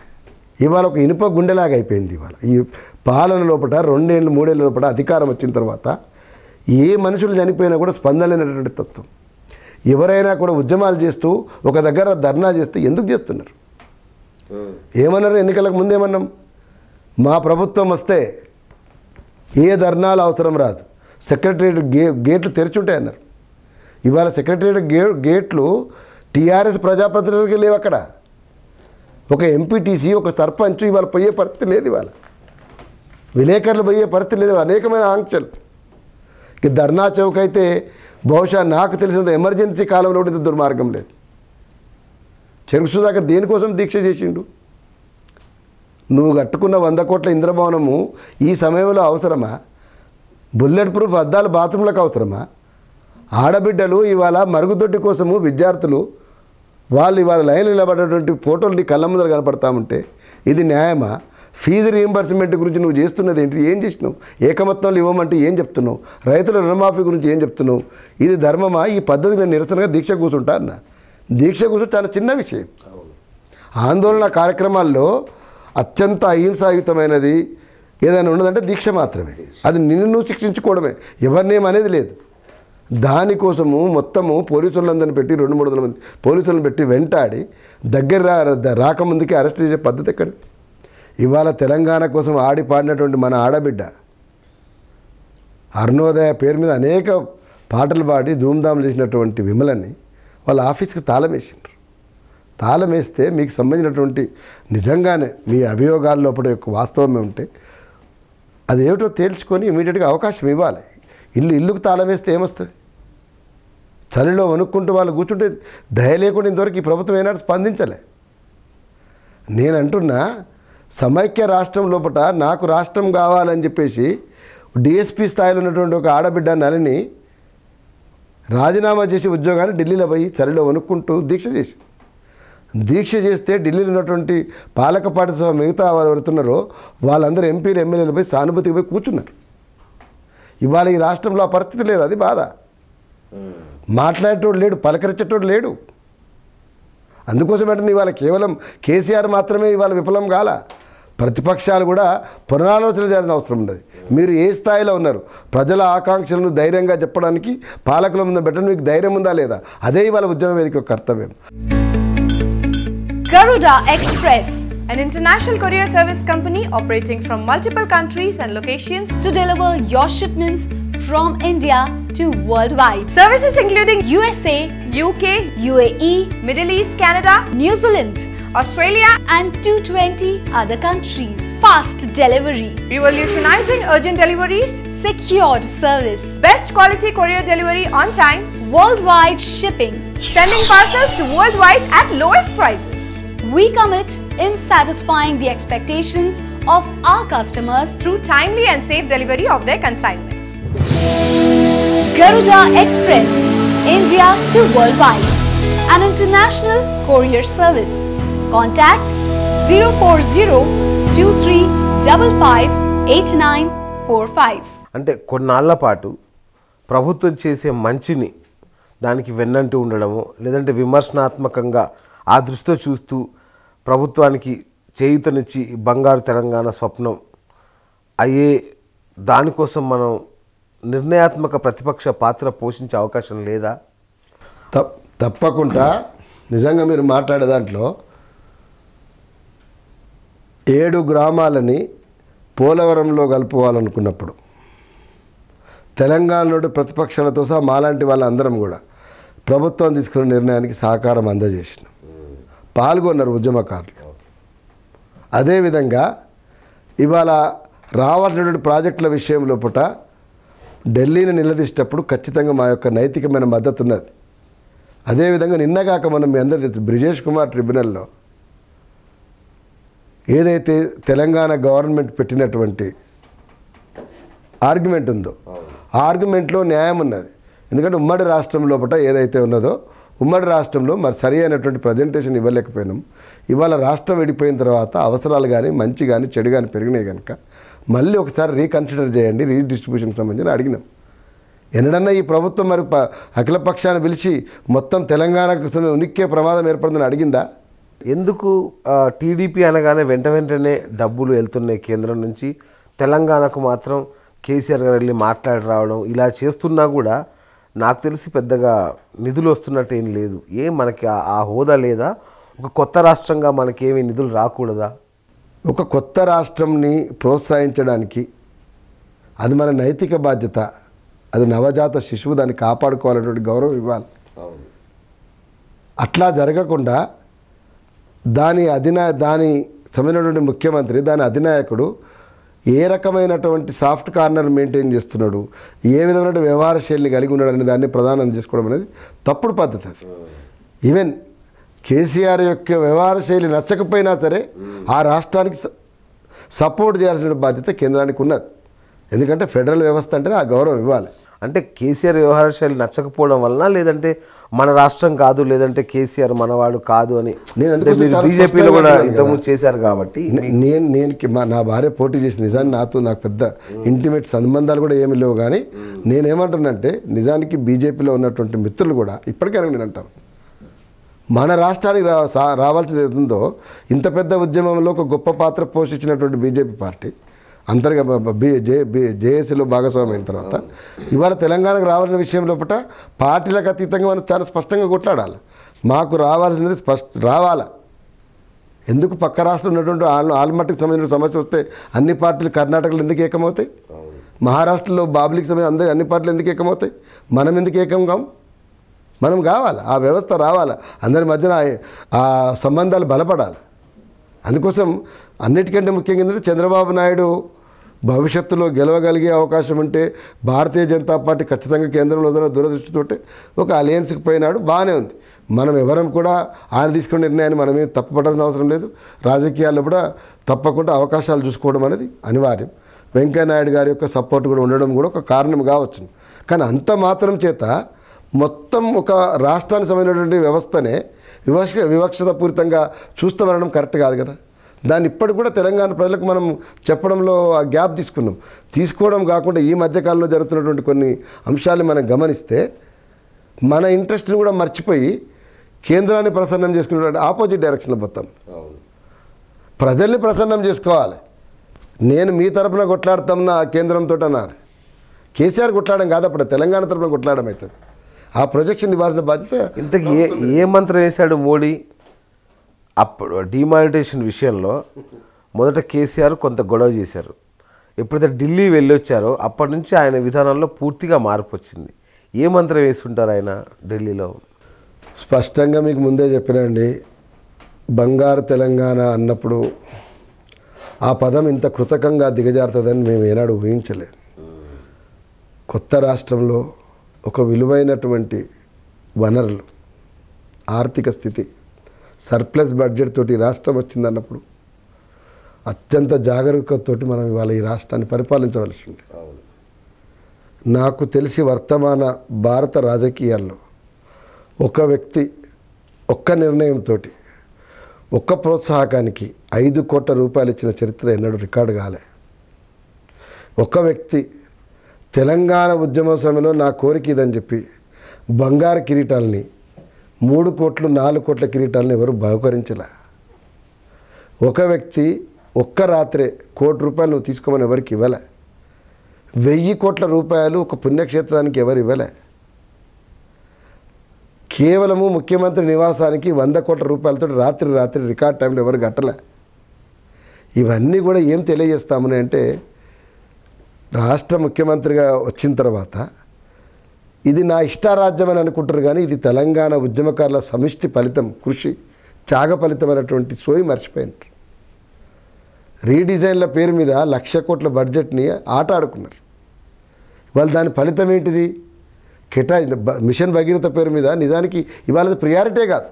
మిషన్ భగీరథ తెలంగాణకు ప్రియారిటీ కాదు, సన్నబియ్యం ప్రియారిటీ కాదు. ఎందుకు అసలు ఒక్కొక్కసారి ఇంత బాధ అనిపిస్తుందంటే, 30 లక్షల మందికి మేము సన్నబియ్యం పెడుతున్నామని చెప్పేసి నేను ఆనంద్ మన ఒక మాట అన్నాడు. కూడబెట్టుకునేవైతే ఉన్నాయో వాటికి వాళ్ళ లీగాలిటీ కావాలి, వాటికి వాళ్ళ ప్రెషర్ అవసరం లేకుండా ఉండాలి. దానికోసమే దిక్కుమాల నిర్ణయం అయినటువంటి కేసీఆర్ సడన్గా మాట మార్చి ఇది ఒక అద్భుతమైంది. ఈ బీజేపీ పాలిత ప్రాంతాల్లోపట కూడా ఇవాళ క్యాష్లెస్ పేరు మీదనో స్వైప్ మిషన్ల పేరు ఇంత ప్రెషర్ జరగలేదు. అంటే సంపూర్ణంగా మీకు ఇంతమందిగా చెప్పండి, నేను ఇవాళ కేంద్ర ప్రభుత్వాన్ని సంపూర్ణంగా మనం సంతృప్తిపరచడం ద్వారా మనకు ఫైనాన్షియల్ ప్రెషర్స్ లేకుండా చూసుకోవాలి. మనకంటే రాష్ట్రానికి కాదు, వాళ్ళకి ఇవాళ జరుగుతాము. తెలంగాణ ఉద్యమ వేదిక ద్వారా త్వరలో ఓ పార్టీని ప్రకటించబోతున్నారు. ఈ పార్టీ రైతుల విషయంలో ఎలా ఉండబోతోంది? ఉద్యమకారుల విషయంలో, అమరవీరుల కుటుంబాల విషయంలో, విద్యార్థుల విషయంలో వీరందరినీ ఎలా నడిపిస్తారు? మీ వెనక ఎలా నడిపిస్తారు? ఆ చోదక శక్తి ఏంటి మీకు? తెలంగాణ ఉద్యమ వేదిక ఒక అడుగు ముందుకు వేసి ఈ రాష్ట్రంలో ఒక ప్రత్యామ్నాయ రాజకీయ పార్టీ రావాలని కోరుకుంటున్నది. దాంట్లో భాగంగానే సామాజిక తెలంగాణ కోసం విస్తృతంగా కృషి చేస్తున్నటువంటి ఏపూరు సోమన్ ఎవరైతుందో తన ఆటపాట సందర్భంగా చాలా స్పష్టంగా మేము చెప్పడం జరిగింది. దాంట్లో కోదండరామ్ గారు కూడా నాతో ఉన్నారు. జూన్ 2 తెలంగాణ ప్రజలకు సంబంధించి ఒక గొప్ప దినం కనుక ఆ రోజు నాటికి ఓ రాజకీయ పార్టీ రాగలిగితే బాగుంటుంది. తెలంగాణలో జూన్ 2 వచ్చే సమయానికి 3 సంవత్సరాలు దాటినటువంటి సమయం అవుతుంది. ఈ సమయంలో తెలంగాణ ఎన్నికల వాతావరణాన్ని వేడెక్కించాలన్నా, ఎందుకంటే అల్టిమేట్గా రాజకీయ ప్రక్రియనే తెలంగాణ రాజకీయాల్ని శాసిస్తుంది. మనము ఎంత జేఏసీలను పెట్టుకున్నా, ఎంత ఉద్యమ శక్తులమైనా, ఎంత ఉద్యమ వేదిక అని చెప్పుకున్నా కూడా తెలంగాణ ప్రజలకు రేపు అందుబాటులో ఉండే ఒక ప్రత్యామ్నాయాన్ని మనం చూపెట్టాలి. కేసీఆర్ కంటే భిన్నమైన ఆయన చెప్పేటువంటి బంగారు తెలంగాణ ఉన్నటువంటి లోపాలు ఏమిటో చూపెట్టగలగాలి, కుటుంబ పాలన ఉన్నటువంటి నష్టాలు ఏంటో చూపెట్టగలగాలి, రీడిజైన్లో ఉన్నటువంటి నష్టాలు ఏమిటో చూపెట్టగలగాలి, అయాచితంగా ఇచ్చేటువంటి ఈ వితరణ ఏదైతుందో ఇది హద్దు మీరడాన్ని మనం స్పష్టంగా ప్రజలకు చెప్పగలగాలి. అన్నిటికంటే ముఖ్యంగా తెలంగాణ ఉద్యమ స్ఫూర్తికే విఘాతం కలిగించే రీతిలో పుట్ట ఇవాళ సీమాంధ్ర సమ్మె కాంట్రాక్టర్లకు 1000 కోట్ల రూపాయలు పనులు ఒప్పజెప్పి తెలంగాణ పెట్టుబడిదారుల యొక్క వెన్ను విరిచి సీమాంధ్రకు సంబంధించినటువంటి అక్రమాస్తులను రెగ్యులరైజ్ చేస్తున్నటువంటి ఈ విధ్వంసం ఏదైతుందో దీన్ని స్పష్టంగా చెప్పే బాధ్యత మన మీదనే ఉందనుకున్నాం. ఆ పనుల పడ్డం స్టాండ్ అవుతున్నాం. ఇవాళ విద్యార్థులు చాలా తీవ్రమైన ఆగ్రహంలో ఉన్నారు. ఎందుకంటే ఫీజు రీయింబర్స్మెంట్ అనే దాని గురించి మీకు తెలుసు. ఫాస్ట్ అనే పథకం పేరు మీద ఒక పనికిమాలను ఆలోచన చేసి హైకోర్టు తోటి ఏ రకమైనటువంటి అక్షింతలు వేయించుకున్నారో మీకు తెలుసు. ఇంత దారుణంగా మాట్లాడినారంటే 1959కి ముందు పుట్టినటువంటి వాళ్ళు కానీ 1975 పుట్టి ఈ రకమైనటువంటి భాష వాళ్ళు మా వాళ్ళే కాదు ఇట్లా రకరకాలైనటువంటి అపరిపక్వతమైనటువంటి విషయంతో మాట్లాడడం జరిగింది. అల్టిమేట్గా దాన్ని ఎత్తివేసుకున్నారు. ఫీజు రీయింబర్స్మెంట్ ఇవ్వడానికి ఇంత పెద్ద మాట మాట్లాడాల్సిన అవసరం లేదు. ఎందుకంటే తెలంగాణ రాష్ట్రం రావడానికి ఫీజు రీయింబర్స్మెంట్ సంబంధం లేదు. యాదృచ్ఛికంగా తెలంగాణ రాష్ట్రం వచ్చింది. ఆ విద్యా సంవత్సరం లోపల పిల్లలు ఉన్నారు. వాళ్ళకు మనం సపోర్ట్ చేయాల్సిన బాధ్యత మన మీద. గత పాలకులు ఈ రకంగా చేసిరంటే మనం కేజీ టు పీజీ విద్య లోపల క్రమానుగతంగా నడుస్తున్నప్పుడు ఒక పద్ధతి ప్రకారము ఫీజు రీయింబర్స్మెంట్కు ప్రత్యామ్నాయంగా ఉన్నటువంటి కళాశాలల వ్యవస్థని బలోపేతం చేయాలి. Biryani Pot, a traditional Hyderabadi food chain in America, committed to bring a variety of Indian dishes, specialized in authentic Hyderabadi dum biryani. Carefully chosen ingredients, distinct taste and aroma. 100+ fresh and mouth-watering dishes. From dum biryani to breads, sizzlers to curries, you will definitely experience a unique taste. Biryani Pot, traditional Hyderabadi food house. Texas, New Jersey, California, Georgia, and in Colorado. Virginia, coming soon. This is Sridhar Kanchanakutla. We started the Biryani Pot like 4 years ago, and now we expanded into 13 locations. And we have 5 locations in Texas area. There are 2 locations in Dallas, one in Houston, Austin, San Antonio, and in the eastern part, and as well as the Bay Area. And we are very much specialized in biryanis and Hyderabad Deccanese food. And our crowd speaks for it, and we are very specialized in one of the most tastable Indo-Chinese items. You can always log into our website www.biryanipot.usa.com. మీకు hybrid capsicum గురించిన ఆలోచనలు వస్తాయి, hybrid పంటల గురించిన ఆలోచనలు వస్తాయి, poly హౌజుల గురించిన ఆలోచనలు వస్తాయి. కానీ ఒక నిరుపేద రైతు చిన్న ముడిగ లోపట అంటే 500 గజాలు 600 గజాలు ఉన్న దగ్గర ఒక చిన్న పంట పండించుకుంటే మనకి ఎట్లా సపోర్ట్, మనకి ఎట్లా ఐడియా వస్తుంది. అందుకోసం ఈ సాంచానే కరెక్ట్ లేదు. కరెక్ట్గా మా తెలంగాణ లాంగ్వేజ్ చెప్పాలంటే ఈ సాంచాలో వచ్చే ప్రోడక్ట్ ఇట్లనే ఉంటుంది. ఈ సాంచా సెట్ కాదు తెలంగాణకు. ప్రజల ఉద్యమం నేపథ్యం నుంచి వచ్చేటువంటి వాడు ఒక సాంచా డిఫరెంట్గా అందియాలి. దాంట్లో ప్రజలందరినీ అకామిడేట్ చేసిన పద్ధతులు ఉండాలి. దానికోసం ఖచ్చితంగా అందరితో మేధావులతో రేపు మేనిఫెస్టో కమిటీ వేసుకుంటాం, చర్చిస్తాం, ఆ ప్రకారం పోతాం. తెలంగాణ ఉద్యమ వేదిక నుంచి వచ్చే పార్టీలోకి మళ్ళీ టీఆర్ఎస్ అసంతృప్తుల్ని, టీఆర్ఎస్ ప్రభుత్వంలో పదవులు రాని వాళ్ళని ఆకర్షించే ప్రయత్నం మీరు చేస్తున్నట్టు విన్నాం.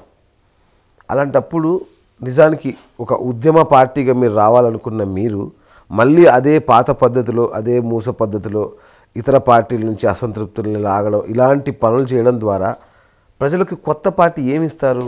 చాలా సింపుల్ అండి. కేసీఆర్కి ఏమో వివిధ పార్టీలో ఉన్నటువంటి తెలంగాణ దోచుకున్నటువంటి వాళ్ళు కావాలి. మాకు తెలంగాణ కోసం కష్టపడేటువంటి ఉద్యమ నాయకులు టీఆర్ఎస్లో ఉన్నటువంటి వాళ్ళు, జేఎస్లో ఉన్నవాళ్ళు, అదేవిధంగా అనేక సందర్భాల్లోపట తెలుగుదేశం లోపల, కాంగ్రెస్ లోపల గుర్తింపు లేకుండా ప్రజలతో అనుబంధం ఉన్నటువంటి నాయకులు కావాలి. తర్వాత ఈ రాష్ట్రం ఏదైనా కానీ ఉద్యమం సృష్టించడం దాంట్లో ఒక గొప్ప ఫలితం ఏముంటుందంటే మానవ వనరులు. తెలంగాణ ఉద్యమం పుణ్యమా అని ఒక గొప్ప ఎదిగి వచ్చిన నాయకత్వం వచ్చింది. దానికి గుర్తింపు లేదు ఇవాళ తెలంగాణలో. దాన్ని బయటికి తీసుకొని రావాలి. అట్లా తీసుకురాగలిగితే అద్భుతమైనటువంటి ఫలితం ఉంటుంది. ఆ ఫలితం మేము చేసి చూపెడతాం. ఎందుకంటే కేసీఆర్ రాజకీయ పునరేకీకరణ పేరు మీద తెలంగాణ ద్రోహుల్ని, తెలంగాణ దోపిడీదారులను తీసుకొచ్చేదానికంటే ఏ పార్టీలో ఉన్నప్పుడు కూడా ప్రజలతో అనుబంధం ఉండి ప్రజల కోసం కష్టపడే వాళ్ళని ఒక్క వేదిక మీద తీసుకొని వస్తే అద్భుతమైన ఫలితం వస్తుంది. తప్పకుండా మీరు చూడండి. మీరు ఇవాళ ఎందుకంటున్నంటే గతంలో దురదృష్టవశాత్తు దేవేందర్ గౌడ్ గారు ఒక ప్రయత్నం చేసి అదొక తీవ్రమైన అపవాదంతో కూడుకొని పోయింది. విఫలమైందని చెప్పేటువంటి ఒక ప్రచారం జరిగిపోయింది. తర్వాత ప్రజారాజ్యం వచ్చినప్పుడు కొంత డిస్టర్బెన్స్ అయింది. ఎన్నో జరుగుతాయి. జరిగినంత మాత్రం దాని నుంచి గుణపాఠాలను తీసుకోవాలి, కింది దాకా పోవాలి, అందరినీ కలుపుకొని పోయే ప్రయత్నం ఉండాలి. నాయకుడు అంటే ఒక ప్రజాస్వామికమైన పద్ధతిలో ఉండాలి. తెలంగాణ రాష్ట్రం రావడమే ఒక ప్రజాస్వామిక డిమాండ్గా వచ్చి రాష్ట్రం వచ్చింది. ఈ రాష్ట్రానికి వచ్చినటువంటి ముఖ్యమంత్రి ఏమో ఇవాళ అత్యంత నియంతగా ప్రజాస్వామిక కనీసమైనటువంటి పద్ధతి లేకుండా ఉంటే ఎట్లయితుంది? మరి అలాంటి కేసీఆర్ని మీరు ఎలా ఢీకొంటారు? దానికి సరిపడా నిధులు కానీ అవి మీకు అందుబాటులో ఉన్నాయా? మరి కేసీఆర్ స్థాయి నాయకుడిని మీరు ఆయన ఎలా ఢీకొంటారు? చిరంజీవి గారు పార్టీ పెట్టినాడు, కేసీఆర్ గారు కూడా నష్టపోయినారు. నిజంగా మాట్లాడుకోవాలంటే నిజంగా ఆనాడు ప్రయోజనం పొందిందంటే రాజశేఖర రెడ్డి పొందిండ్రు. నవ తెలంగాణ పార్టీ పెట్టినటువంటి దేవేందర్ గౌడ్ దురదృష్టవశాత్తు ప్రజారాజ్యమని ఆ తర్వాత తెలుగుదేశం పార్టీలోకి సగం అబ్జర్వ్ అవ్వడం జరిగింది. ఇప్పుడు ఈనాటికి కూడా ఉన్నటువంటి చర్చ ఏముంటుందంటే దేవేందర్ గౌడ్ స్టాండ్ అయ్యి ఉంటే తెలంగాణ రాజకీయాల్లో ఓ కొత్త కోణం తొంగి చూసేది. సుదీర్ఘకాలము రాజకీయ వ్యవస్థ నిలబెట్టుకోవడం అనేది చాలా ముఖ్యమైనటువంటి అంశం. మేము అంటే బీరిపోయి 4 రోజుల్లో ఇప్పుడు ఒకవేళ నిజంగానే రేపటి ఎన్నికల్లో రిజల్ట్ రాకపోతే అనుకున్న పద్ధతిలో పోకపోతే అని చెప్పేసి అనడానికి లేము. ఊపిరి ఉన్నదాకా మేము మాత్రం ఒక తరానికి అందేయదలుచుకున్నాం. చెరుకు సుధాకర్ తోటి ఇది ఎండ్ కావద్దు. తెలంగాణలో జవాబు చెప్పడం లోపల ఏ విధమైన సంశయం లేదు. ధీరోదాత్తలైనటువంటి ప్రజలు వాళ్లకు ఉప్పల మల్సూరు లాంటి చెప్పులు కుట్టుకున్నటువంటి ఉప్పల మల్సూరు లాంటి వాళ్ళని సూర్యాపేటకి ఎమ్మెల్యే చేసిన చరిత్ర ఉన్నది. సైకిళ్ళ మీద ఈనాటికి తిరుగుతున్నటువంటి గుమ్మడి నరసయ్యని ఎమ్మెల్యే చేసినటువంటి చరిత్ర ఉన్నది. ఈనాటికి అనేక మంది సాధారణ జీవితం గడుపుతూ చెప్తే తప్ప ఎమ్మెల్యే మాజీ ఎమ్మెల్యే అని పోల్చుకోలేనటువంటి వ్యక్తులు అనేక మందిని చేసినటువంటి వాళ్ళు. మనం తెచ్చుకున్నటువంటి తెలంగాణలో ఇవాళ బంగారు కడాలు వేసుకుని పులిగోలు పెట్టుకున్నటువంటి ఈ నాయకులైనా మనకు కావాలి. ఉద్యమ నాయకులు వద్దా? అట్టడి వర్గాల నాయకత్వం వద్దా? ఒక ప్రజాస్వామికమైనటువంటి పార్టీ రావద్దా అని చెప్పాల్సిన బాధ్యత ఉన్నది. అది అద్భుతమైన ఫలితాన్ని చూపెడుతుంది. మీరు చూస్తారు. అంటే 2019లో అధికారమే మీ లక్ష్యమా? అదే దిశగా కదులుతున్నారా? ఖచ్చితంగా అధికారమే లక్ష్యంగానే ముందుకు పోతాం. ఎందుకంటే ప్రజాసంఘం నుంచి పార్టీగా పోవాలన్నటువంటి ఒక ప్రపోజలే అధికారం లక్ష్యంగా పోవాలి. ఎందుకంటే మేము ప్రతిపక్షంలో కూర్చుంటామని చెప్పడం కోసం ఎన్నికలకు పోవడంలో అర్థం లేదు. ప్రజలు ఏం కోరుకుంటారు? మీరు చెప్తున్నటువంటి దాన్ని మీరు చేస్తారా? ఒక టెస్ట్ కేసు కింద మిమ్మల్ని గెలిపిస్తాం చేస్తారని అంటారు. ఎవరికైనా అంతే అంటారు. కేసీఆర్ కూడా ఏం చూపెట్టారు? ఇవాళ గత పాలకుల కంటే నువ్వు ఉద్యమ నాయకుడు అని చెప్పేసి నీకు టెస్ట్ కేసు అధికారం అప్పచెప్పారు. దాన్ని గౌరవంగా నువ్వు ఉంచుకుంటూ ఉంటావు, లేకపోతే ఊడిపోతావు. అదైనా అంతే.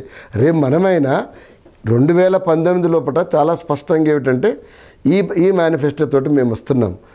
ఇప్పుడున్నటువంటి పాలకుడు చేసినటువంటి తప్పులు మేము ముందర ఇట్లా ఏకరువు పెడుతున్నాం. ఇవి పునరావృతం కాకుండా చూస్తాం అని చెప్పినాడు. ప్రజలు నమ్మితే మననే గెలిపిస్తారు. ఇవాళ టీఆర్ఎస్లో అసంతృప్తులు ఉన్నట్టు వాళ్ళు, ఎందుకంటే మంత్రులు కూడా చెప్తామని, మీరు మంత్రిత్వ శాఖలు ఉంటారు, మీ విషయం కేసీఆర్ చెప్తాడు. అసెంబ్లీ లోపల కూడా ఇవాళ సెక్రటేరియట్లో మీరు మీ ఫైల్స్ తీసుకొని పోతే అధికారులకు ఉన్నటువంటి విలువ కూడా మీకు లేదు. ఇవాళ ఏ విధమైనటువంటి అధికారపు ఛాయలో కూడా పోకుండా వందలాది మంది తెలంగాణ రాష్ట్ర కార్యకర్తలు ఉన్నారు. వాళ్ళు ఎంత గొప్ప ఉద్యమం చేసినారంటే నిజానికి 2001లో టీఆర్ఎస్ పార్టీ ఏర్పడినాడు. మీకు ఇంతమంది అనేక కారణాలతో వచ్చినటువంటి వాళ్ళు ఈ పార్టీ మక్కలో పుట్టి పబ్బలో కలిసిపోతాను అన్నాడు కూడా. మేము నిలబడతాం, రాష్ట్రం తీసుకొస్తాం, మా లక్ష్యం తెలంగాణ, త్యాగాల పునాదుల మీద తెలంగాణ తీసుకొస్తామన్నారు. కష్టపడ్డారు, త్యాగాల పునాదుల మీద తెలంగాణ వచ్చింది. అలా ఎక్కడ మార్పు ఏం రాలే, రూట్ మ్యాప్ కరెక్ట్గానే వచ్చింది. ట్విస్ట్ ఎక్కడ ఉందంటే మూల మలుపులో జరగాల్సిన ఒక పెద్ద ప్రమాదం జరిగింది. ఆ ప్రమాదంలోంచి ఇవాళ ఎట్లాంటి వాళ్ళు వచ్చిందంటే లీడర్లుగా ఇవాళ మహేందర్ రెడ్డిలు, కొండా సురేఖలు, తీగల కృష్ణారెడ్డిలు, తలసాని శ్రీనివాస్ యాదవ్లు, ఇవాళ ఆ పార్టీలో ఉన్నటువంటి వాళ్ళు నిరంతరం కుమిలిపోయేటువంటి పరిస్థితి. ఎక్కడ ఉండాలి మేము, ఎక్కడ తలెత్తుకొని తిరగాలి? ఎందుకంటే సమాజంలో చేసినటువంటి కృషికి గుర్తింపు రానప్పుడు మిగతా మిత్రులు కానీ మీ సమూహం కానీ ఊకే దెప్పి పొడుస్తుంటుంది. ఇవాళ వాళ్ళ ఆత్మగౌరవం కోసమైనా ఒక పార్టీ రావాల్సిన అవసరం ఉన్నది. అది ఖచ్చితంగా నిలబడుతుంది. ఏ పార్టీ లోపల కూడా ఇవాళ కాంగ్రెస్లో కానీ, తెలుగుదేశంలో కానీ, టీఆర్ఎస్లో కానీ, కమ్యూనిస్టుల పార్టీలో కూడా ఉన్నటువంటి వాళ్ళు ఎవరైతే ఉన్నారో ఒక నిజాయితీగా తెలంగాణలో ఒక ప్రాంతీయ పార్టీ, బలమైనటువంటి పార్టీ రావాలనుకున్న వాళ్ళకు మాది ఓపెన్ ప్లాట్ఫామ్. మాకు జై శ్రీరామ్ నుంచి లాల్ సల్మాన్ అందరూ కూడా ఇది రెండు వైపుల ఉన్న కూడా మేము అకామిడేట్ చేసుకుంటాం. జై భీమ్ అనేటువంటి వాళ్ళు కూడా అక్కువ చేర్చుకుంటాం. ఎందుకంటేనంటే ఇవాళ సిద్ధాంత రాద్ధాంతాల పేరు మీద కొట్లాడడానికి అవకాశం ఇవ్వం. రూట్ మ్యాప్ ప్రజల ఆకాంక్షలు నిజం చేయడం, పార్లమెంటరీ సిస్టంలో కూడా ఎంత స్పేస్ ఉంటే అంత స్పేస్ తీసుకోవడం, డెవలప్మెంట్ పొటెన్షియాలిటీస్ ఏమున్నాయో ట్యాప్ చేయడం, దానికి ప్రజల ఇరుసుగా పనిచేయడం, ఇది ఒకటే మార్గం అవుతుంది. మేము ఈ ప్లాట్ఫామ్లో ప్రతి ఒక్కరు నిలబడినాం. ఇవాళ ఎవ్వరికి కూడా it is no bar for anybody. So ఇంత పెద్ద విస్తృతి ఇచ్చిన తర్వాత అది నిలబడకపోవడం అనే ప్రశ్న ఉండదు. గద్దర్ గారే స్వయంగా ఇంకో పార్టీ ఏదో ప్రారంభిస్తున్నట్టు విన్నాం. ఇప్పుడు ప్రారంభించడానికి ఎవరమైనా మేము కూడా ఇప్పుడు మేము ప్రారంభిస్తున్నామని చెప్పడం లేదు, ప్రారంభిద్దాము అంటున్నాం. ఒక వేదికను ఏర్పాటు చేసుకుందాం అంటున్నాం. జూన్ 2 అయితే బాగుంటుంది అంటున్నాం. ఇంత స్పష్టంగా, ఎందుకంటే కొంతమందికి అపోహలు ఉన్నాయి. తొందరపడి ఆయన ఒకటి మేము ప్రకటించడానికి ఏంటంటే చారిత్రక అనివార్యత ఉన్నది.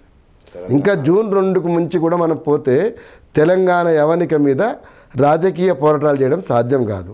ప్లాట్ఫామ్ డిలే అయితే ప్రజల దగ్గరికి ఎప్పుడు పోతాము, మేనిఫెస్టో ఎప్పుడు చెప్తాము, అదేవిధంగా నాయకత్వాన్ని ఎట్లా తీసుకొని వస్తాము, ఢీకొనడం ఎట్లా. మీరు అన్నారు ఒక బలాఢ్యుడైనటువంటి నాయకుడు ఇవాళ రీడిజైన్ల పేరు మీద, మిషన్ భగీరథ పేరు మీద వేల కోట్ల రూపాయల సామ్రాజ్యం విస్తరించింది. వారు ఎన్ని మాటలు మాట్లాడినా నా దగ్గర అవినీతి లేదు, సింగిల్ విండో విధానం ఉంది, ఓపెన్ ఉంది అంటున్నారు కదా. ఇవాళ సింగిల్ విండో విధానం అంటే ఏమిటో ప్రజలకు బాగా అర్థమైంది. ఏ ఫైల్ తీసుకుపోయినా ఆ నలుగురు తప్ప ఎవరు రాటిఫై చేయనటువంటి పరిస్థితి. దానికోసం ఏ రకమైన లావాదేవీలు జరుగుతున్నాయో ప్రపంచమంతా చూస్తూనే ఉన్నది. అందుకోసం ఇవాళ అట్లాంటి వ్యక్తిని ఢీకొనడం అని అంటే ఖచ్చితంగా మనకు సైద్ధాంతిక భూమికి ఉండాలి, చిత్తశుద్ధి ఉండాలి, అట్టడి వర్గాలు కలుపుకుపోయే పద్ధతి ఉండాలి, ఒక ప్రజాస్వామిక వ్యవస్థ కావాలి. దానికోసం ఖచ్చితంగా కృషి చేస్తాం, విజయం సాధిస్తామనేటువంటి విశ్వాసం ముఖ్యంగా అమరవీరుల స్ఫూర్తి నుంచి, తెలంగాణ ఉద్యమకారుల స్ఫూర్తి నుంచి, తెలంగాణ వారసత్వం నుంచి ఆ స్ఫూర్తి మాకున్నది. ముందుకు పోతామని అనుకుంటున్నాం. ఎంతమందిని లేకపోతే అంతమందిని ఈ ప్లాట్ఫామ్ మీద స్ట్రెంథన్ చేస్తాం. ప్రజా సంక్షేమం కోసం మీరు చేసే ప్రయత్నం విజయవంతం కావాలని యోయో టీవీ ఆకాంక్షిస్తుంది. Best of luck sir. Thank you. Jai Telangana.